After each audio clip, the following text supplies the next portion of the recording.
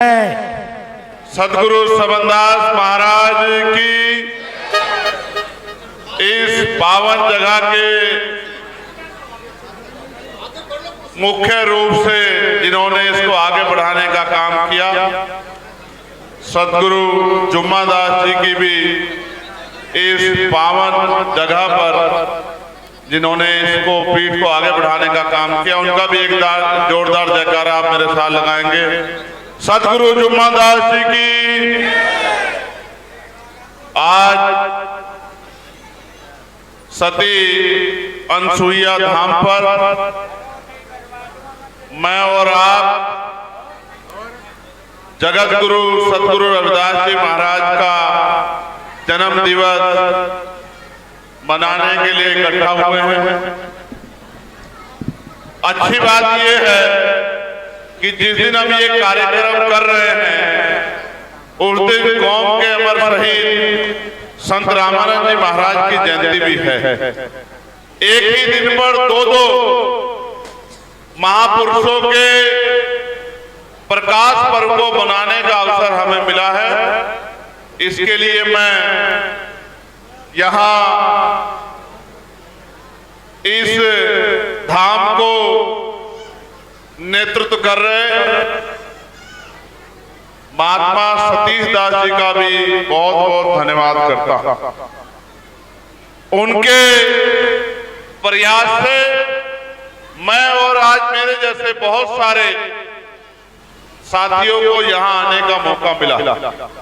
हालांकि वो लगातार शिक्षा के क्षेत्र में और जिस भी तरह से समाज को बुराइयों से निकालकर और उनकी जिंदगी में व्याप्त परेशानियां, गरीबी, बेबसी, लाचारी और जो अन्याय उनके साथ हो रहा है उससे बाहर निकालने के लिए तमाम तरह के प्रयास और तमाम तरह के संघर्ष करते रहते हैं।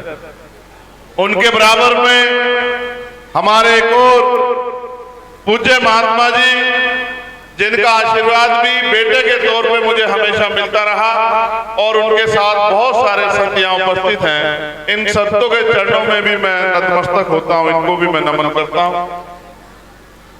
मैं क्योंकि पार्लियामेंट का सेशन चल रहा है और इस बीच में 2 तारीख की तारीख पहले ही हम लोगों ने तय की थी कि हम 2 तारीख को इस कार्यक्रम में शामिल होंगे।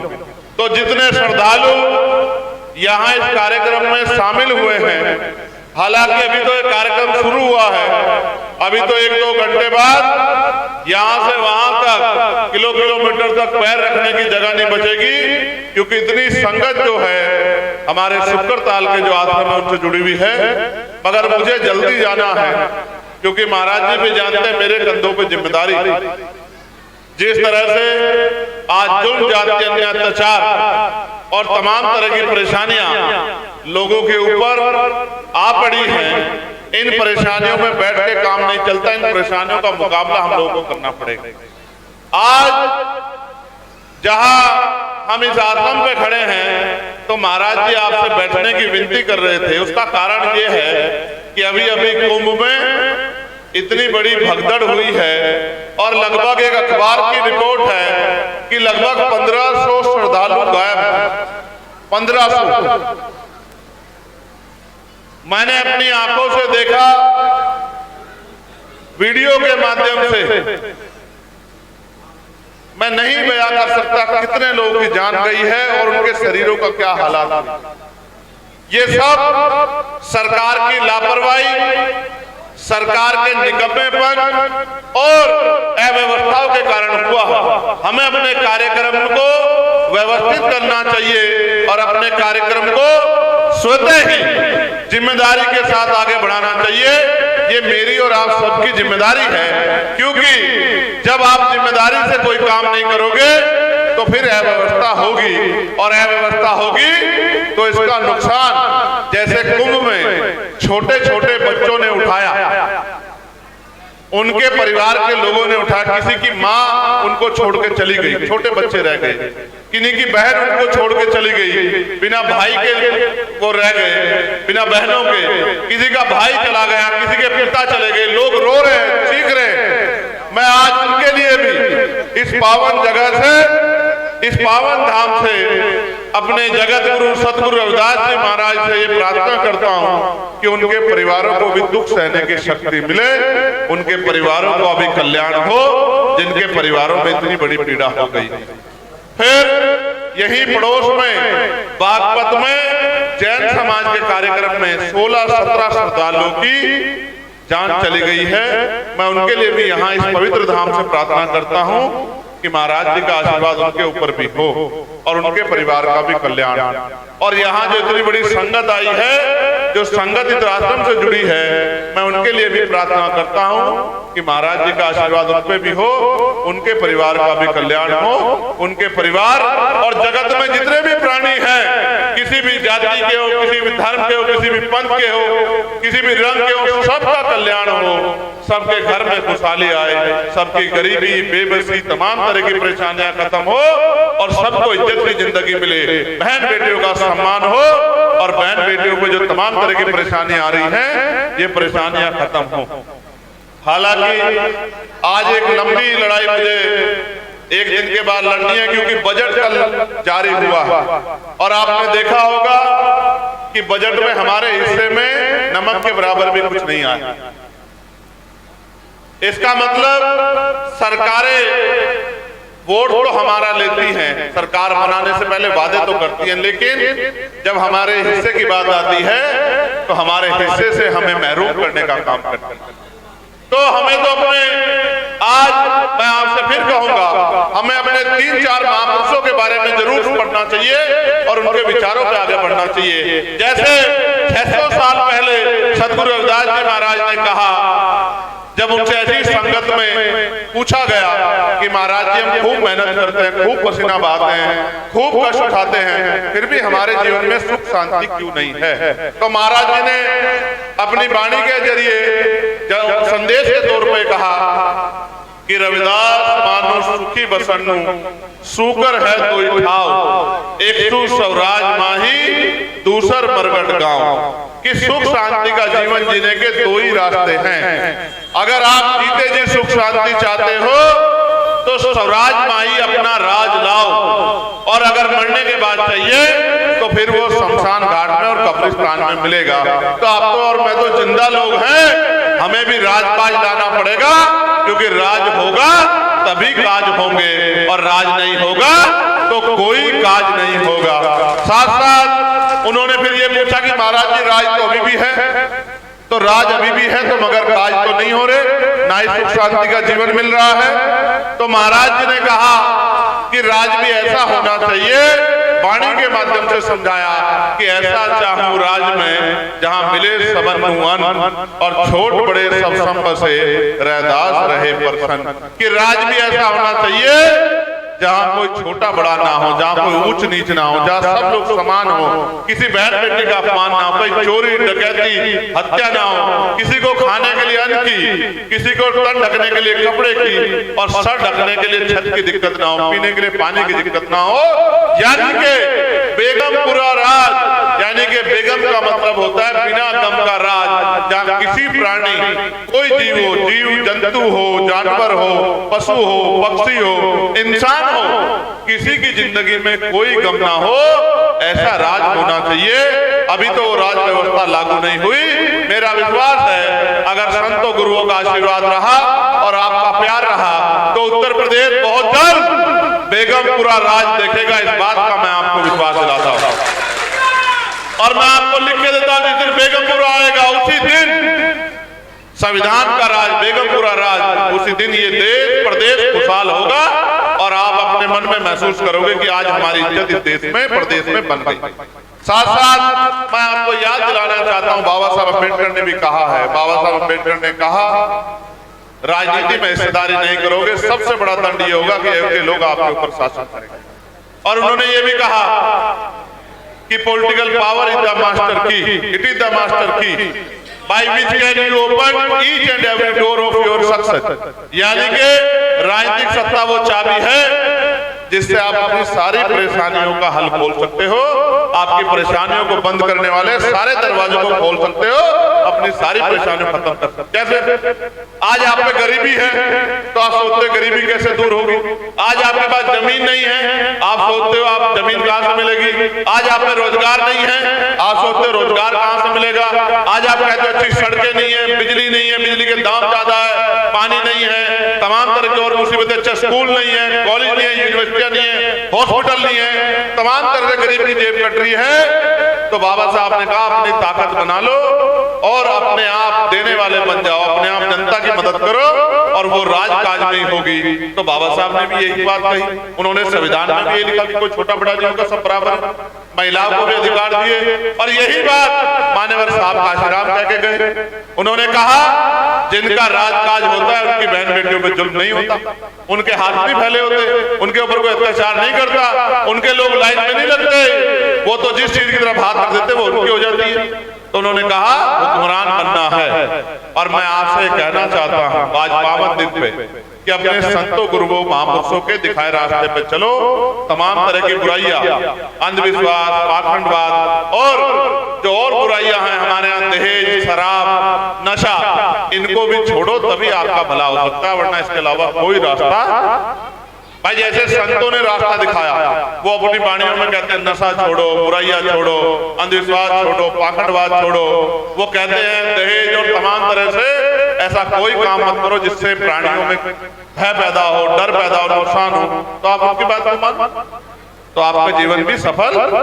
मेरे साथ यहाँ पहुंचे मेरे सारे साथियों को मैं बहुत बहुत धन्यवाद करता हूँ और यहाँ उपस्थित अपने संतों के चरणों में नतमस्तक होते उनसे प्रार्थना करता हूँ कि उनका आशीर्वाद हम लोगों को मिलता रहे और हम उनके दिखाए रास्ते पे आगे चल के सतगुरु रविदास जी महाराज का जो सपना था बेगमपुरा राज का, महाराज कबीरदास जी का जो सपना था मानवता के राज का, गुरु नानक देव, संत कबीर, भगवान वाल्मीकि महाराज का जो सपना था गरीबों के, कमजोरों को इज्जत की जिंदगी, सम्मान, बराबरी की बात का, वो राज आए। ऐसे मैं आपसे प्रार्थना करता हूँ। और जो ये मेरे साथ यहाँ पहुंचे, क्योंकि मैं धन्यवाद दूंगा, ये बहुत बड़ा काम है, कोई नेता नहीं कर पा रहा है, कोई पैसे वाला नहीं कर पा रहा है।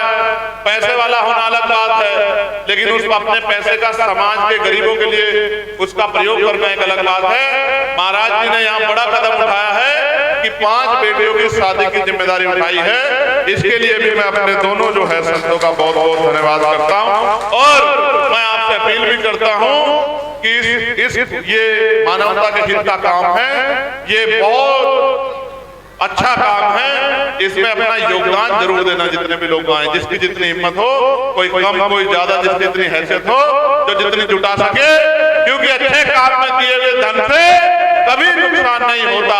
अच्छे काम में दिया गया धन वो आपको दुगना होके जो है समय के साथ मिलता है, क्योंकि प्रकृति किसी का उधार नहीं छोड़ती। इसलिए मैं आपसे प्रार्थना करूंगा कि आप अपना सहयोग भी जरूर करना। और मैं, क्योंकि मुझे जाना है, आज दिल्ली में भी चुनाव चल रहा है, आप जानते हो, मुझे प्रचार में पहुंचना भी। यहाँ से हम लोग गढ़ी जाएंगे, गढ़ी से मेरठ जाएंगे, मेरठ से दिल्ली जाएंगे। तो मैं अब प्रार्थना करता हूं कि मुझे जाने की इजाजत दी जाए और मेरा केक वहीं भिजवा देना। मैं अपना केक वहीं जाके जो है, ये कितने किलो का केक? महाराज जी के जयंती के जन्म दिवस के जितने जन्म दिवस पूरे हुए, आप ये भी देखो। हालांकि मैं कुछ अलग तरीके से सोचता हूं, लेकिन महाराज जी ने 648वें जन्म दिवस पे 648 किलो का केक जगत गुरु सतगुरु रविदास जी महाराज का बनवाया है। इस बड़ी सोच के लिए भी मैं उनका बहुत बहुत धन्यवाद करता हूं और यहाँ उपस्थित हमारी माताओं बहनों को भी जय भीम सतनाम करता हूं। बहुत बहुत धन्यवाद। जय भीम, जय भारत, जय गुरुदेव, धन गुरुदेव।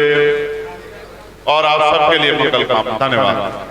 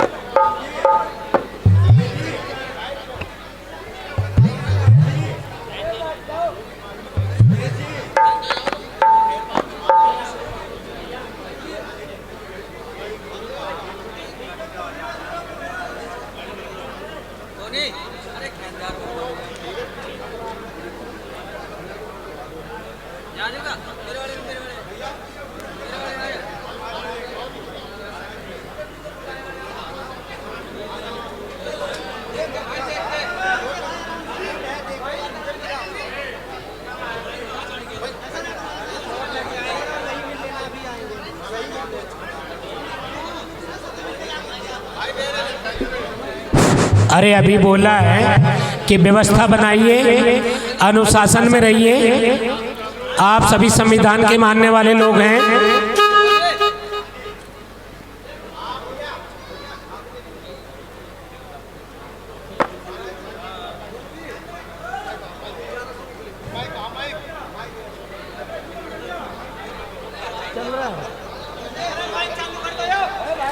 चल रहा है। हेलो हेलो, देखिए धर्म प्रेमियों, केक का वितरण का कार्यक्रम जो 1 बजे होगा, तो सभी शांति का दान देंगे। और इस कार्यक्रम में हमारे माननीय जो सांसद चंद्रशेखर भाई, जो इनको पहली सैलरी सांसद की मिली है, वो सैलरी दान कर रहे हैं। और धर्म प्रेमियों, ये आसम भाई का है, हमारा नहीं। और जाहिद भाई हमारे पूर्व सांसद, ये भी अपनी नेक कमाई से 21,000 रुपए दान कर रहे हैं, पूर्व प्रत्याशी। और धर्म प्रेमियों, हमारे जो वर्तमान में जो आजाद समाज पार्टी के जिला अध्यक्ष हैं, ये भी दिनेश भाई भी 21,000 रुपए दान कर, उनको बार बार धन्यवाद। और सभी से निवेदन है कि शांति का दान बनाएंगे और सत्संग का कार्यक्रम चलता रहेगा। 1 घंटे बाद जो केक का वितरण कार्यक्रम किया जाएगा। सत्यनारायण। कार्यक्रम शुरू करें, आदेश हो गया महाराज जी। भैया ये माइक क्यों चला रहने वाला?